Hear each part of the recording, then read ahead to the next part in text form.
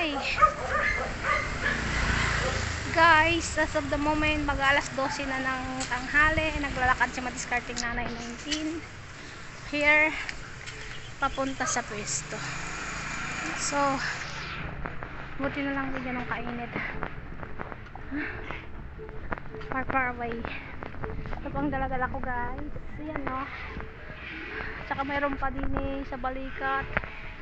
So heavy got sakripisyo talaga ang pagninegosyo guys, hindi ganun kadali, lalo na pang third day namin ngayon. So tiis tiyaga sa ilalim ng araw. So sumaya ako sa paglalakad guys hanggang doon sa aming pesto.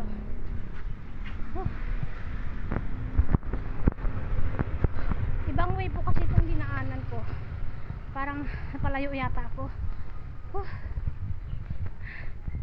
Hinihingal ako guys. Ito po yung street. Ayan. Saan po ako galing, paikot, paakyat sa amin. Nakailang liko na ba ako? Huwag lang sa biglang liko. So balot na balot sa madiskarting nanay 19 kasi grabe na ang aking pangengetem.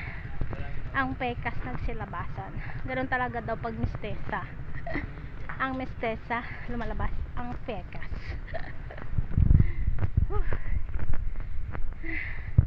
Ito guys, look at the street. Pakyat. Kung hindi ka ba naman hingalin din eh. Magandang mga bahay dito guys.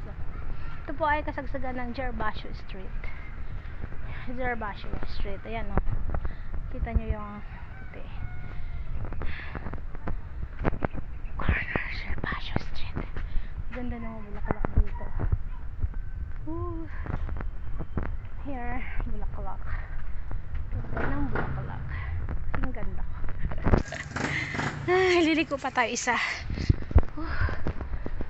Lord, tulungan niyo ako.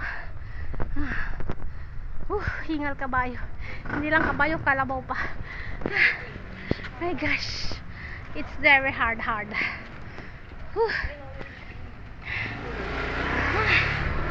Grabe na to guys.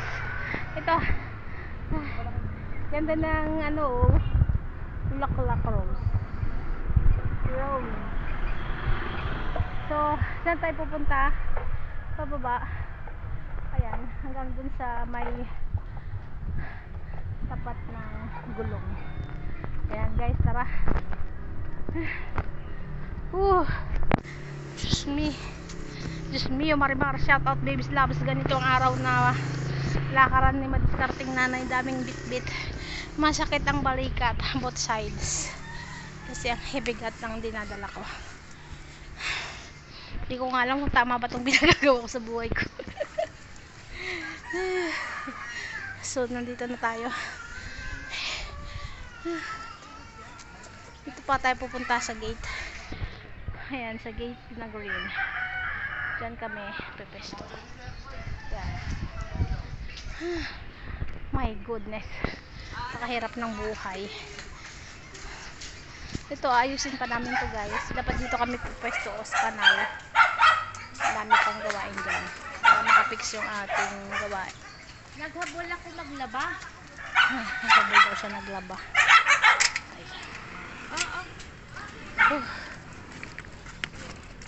Pagdating ko, dimerecho ko kasi wala nang gagamitin si Rene mo.